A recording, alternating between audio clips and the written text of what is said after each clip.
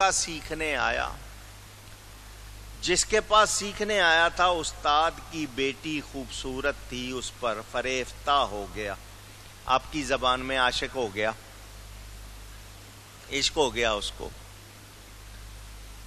وہ دیکھ رہے تھے، اللہ والے تھے، اور میں نے بتایا اللہ والے آنکھ والے ہوتے ہیں۔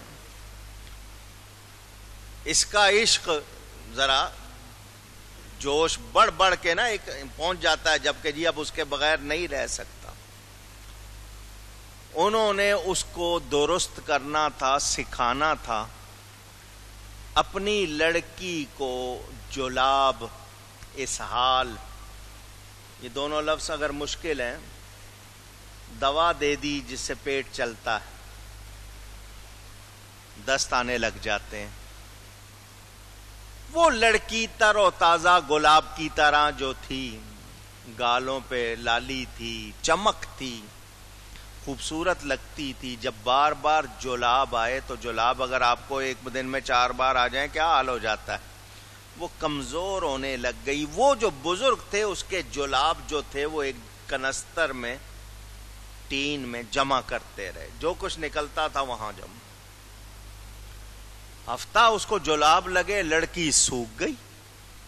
وہ جو لالی تھی وہ پیلا پن آ گیا، آنکھیں اندر چلی گئیں، لڑکی بستر پہ لگ گئی۔ اب وہ لڑکا دیکھ بھی نہیں رہا اس کی طرف، کیونکہ جو چیز اس کو نظر آ رہی تھی اب وہ نہیں رہی۔ اب وہ اس کی طرف دیکھ بھی نہیں رہا، بس اپنے کام سے کام، پہلے ہر وقت بہانے ڈھونڈتا تھا کہ وہ نظر آئے، کسی طرح اس کو دیکھوں، دیکھتا رہتا تھا، خوش ہوتا رہتا تھا۔ اب دیکھ بھی نہیں رہا، حالانکہ سامنے موجود۔ انہوں نے دیکھ لیا کیفیت کے اس کے دل سے اب وہ اتر چکی ہے۔ بلایا اس کو، وہ کنستر لا کے دیکھا، یہ دیکھو کیا ہے؟ اس نے کہا یہ تو گند ہے۔ فرمایا یہی کم ہوا ہے اس میں سے، اس لڑکی میں سے یہی کم ہوا ہے۔ جب تک یہ اندر تھا تجھے اچھی لگ رہی تھی، یہ کم ہو گیا، اب تو دیکھنا بھی نہیں چاہتا۔ کچھ سمجھ آئی ہے بات؟ نہیں سمجھے ہیں نا؟ بس یہی بات ہے۔ اس لڑکے کو حقیقت سمجھ آ گئی۔ اور دنیا کے پیچھے مرنے والوں، دنیا اسی گند کی طرح، دنیا اسی۔ کوئی آدمی بیٹھا ہو کسی جگہ پر کنارے پہ حاجت کر رہا ہو، آپ اس کی طرف دیکھنا چاہیں گے؟ پوچھ رہا ہوں۔ بلکہ منہ پہ آپ ناک پہ رومال رکھ کے آنکھیں بند کر کے ایک طرف، یہی اسی طرح کرنا چاہیے دنیا سے۔ جو دنیا میں لگ جاتے ہیں پھر وہ کسی کام کے نہیں رہتے۔ دنیا برتنے کے لیے ہے، ضرورت کا جو جتنا ہے اتنا کرو۔ جب اس میں اندر گھس جاؤ گے، دل لگ جائے گا تو یہ تمہیں اپنے ساتھ خراب کر دے گی۔ اور اللہ والے اس دنیا کو برتتے ہیں، اس میں دل لگاتے، اونچی کہیے گا نہیں۔ میرے دوستوں اور بزرگوں، مال ہے، رب کا شکر کریں، جائز خرچ کریں، لیکن دل میں خوف خدا رہے۔ یہ کس کی نشانی ہے؟ ایمان والوں کی۔ کس کی نشانی ہے؟ آواز آئے۔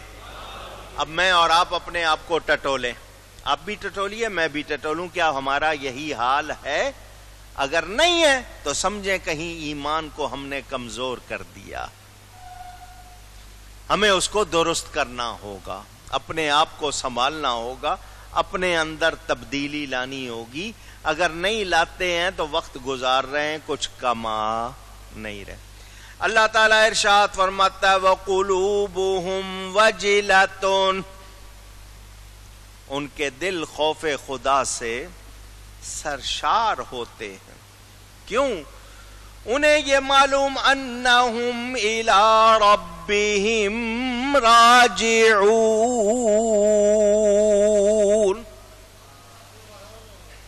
ہر وقت کیوں اللہ کا خوف رہتا ہے؟ ہم نے پلٹ کر جانا ہے اس کی طرف، اپنے رب کی طرف لوٹنا ہے، پلٹنا ہے۔ احساس ہے، خیال ہے، ہر وقت یہ چیز دامنگیر ہے۔ یعنی ان کی سوچ، ان کا خیال کس کے لیے ہے ہر وقت؟ اونچی. کھاؤ اللہ کے لیے، پیو اللہ کے لیے، سو اللہ کے لیے، سیر کرو اللہ کے لیے، خوشی کرو رب کے لیے. اچھا کھاؤ، رب کی نعمت ہے، شکر کروں گا اس کا اور زیادہ قوت آئے گی، عبادت کروں گا، ہر چیز کرو. سوؤں گا نہیں تو بدن میں آرام نہیں آئے گا، عبادت کیسے کروں گا؟ سونا بھی عبادت.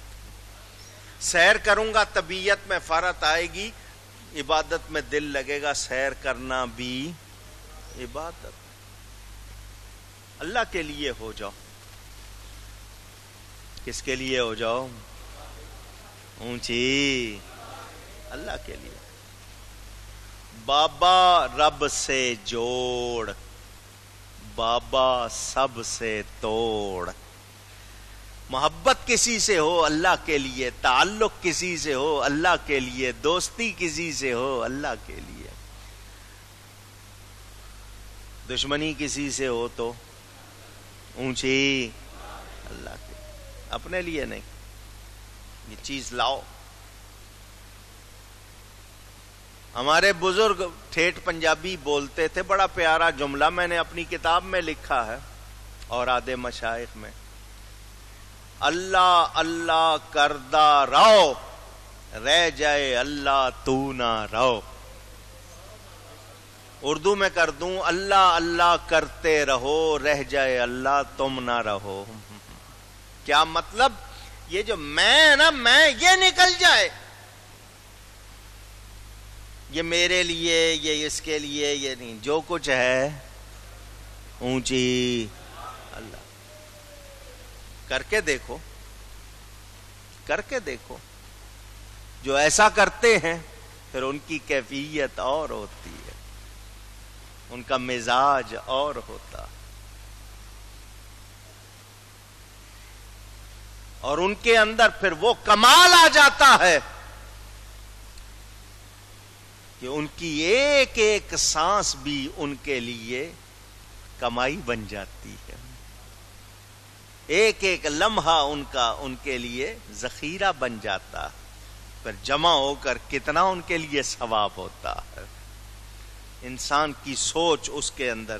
تو یہ صفات ہیں، خوبیاں ہیں، اگر ہمارے اندر آ جائیں تو پھر ہمارا کیا حال ہوگا کہ ہم میں بھلائی ہوگی، ہم اپنے لیے بھی دوسروں کے لیے بھی مفید ہو جائیں گے، نفع پہنچانے والے ہو جائیں گے.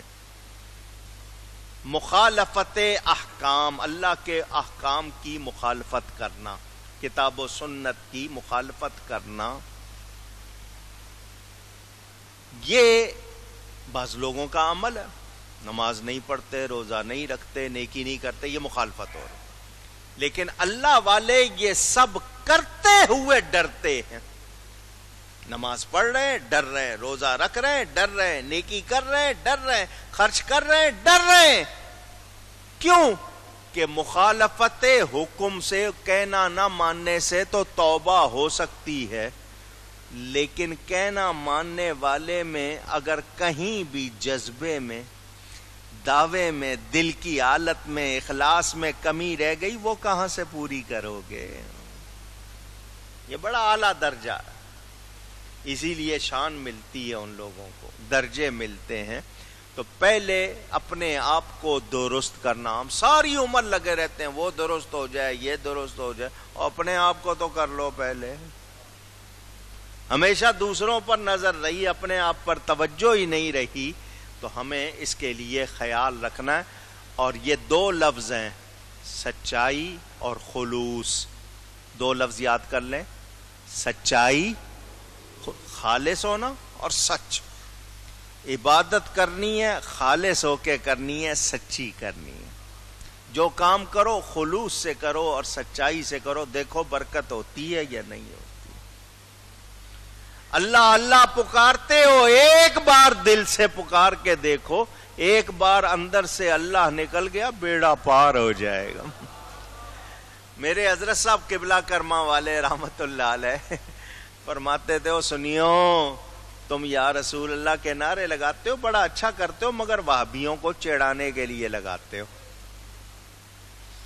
وہابیوں کو چڑھانے کے لیے لگاتے. فرمایا ایک مرتبہ دل سے یا رسول اللہ پکارو، بیڑا پار ہو جائے گا. اللہ اکبر، یا رسول اللہ. یہ جس کے اندر سچائی اور خلوص آ جائے، صدق اور اخلاص جس میں یہ آ جائے، سمجھو اس کا کام بن گیا، اس کا کام بن. کیونکہ نیکی کرنی ہے اللہ کے لیے. اب نہیں جی میں نے اچھا کام کیا لوگ تعریف کریں، اور جی لوگ ذرا نوٹ کریں نا میں نے کیا ہے، ذرا چار مجھے تعریف ملنی چاہیے، لائک کریں کو جناب، لوگ داد دیں. ہم اسی میں ہی رہ جاتے ہیں، نیکی ضائع کر دیتے. اچھا کوئی نہیں اگر نوٹ کرتا نا تو نوٹ کرواتے ہیں، تمہیں پتا وہ میں نے کیا تھا، تاکہ وہ خیال آ جائے اس کو. یہ جو نوٹس میں لانا، توجہ کرانا، اور نہیں کیا ہے تو رب کے لیے. اگر لوگوں کی توجہ کے لیے کیا تو پھر اللہ کے لیے اونچی نہیں کیا.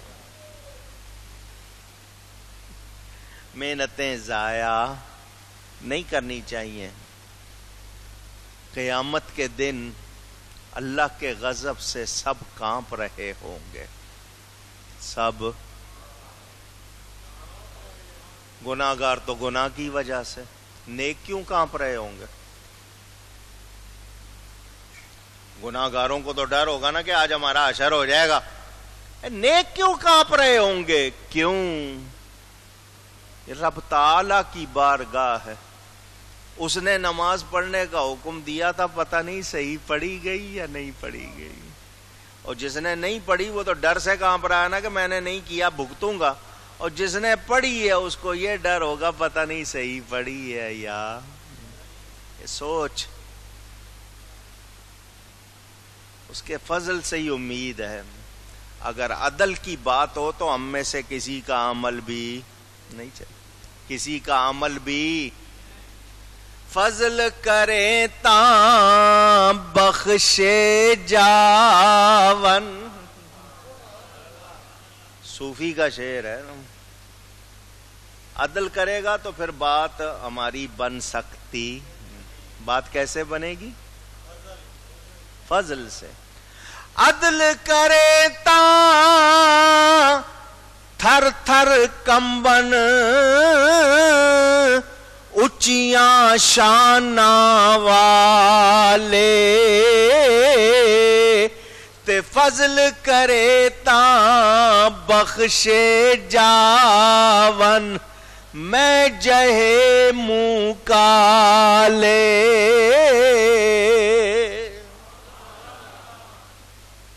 فضل کرے گا تو ہماری بخشش ہوگی. عدل سے بات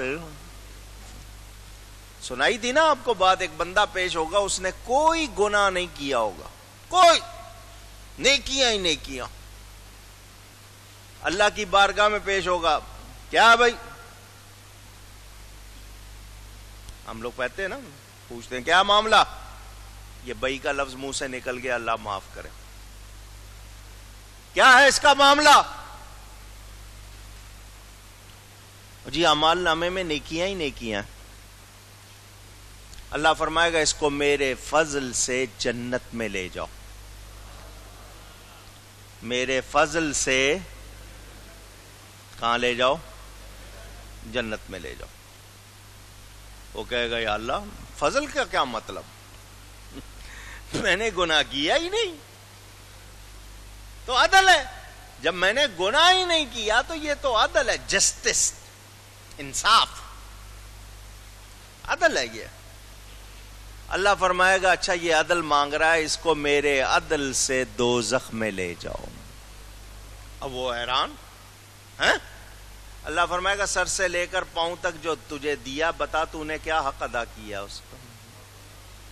کسی ایک چیز کا بدل کیا ہے؟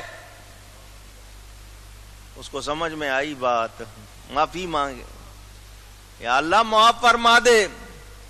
وہ معافی ملی، پھر بخشش ہوئی. بخشش ہوگی ہماری فضل سے. مگر ہمیں کرنا کیا ہے وہ میں نے آپ کو سمجھا دیا. خالص ہو جائیں. کیا ہو جائیں؟ اور سچے. صدق و اخلاص کے پیکر بن جائیں انشاءاللہ. بیڑا گفتگو میں کوئی غلطی ہوئی ہو اللہ کی بارگاہ میں توبہ کرتا ہوں. وآخر دعوانا ان الحمد للہ رب العالمین.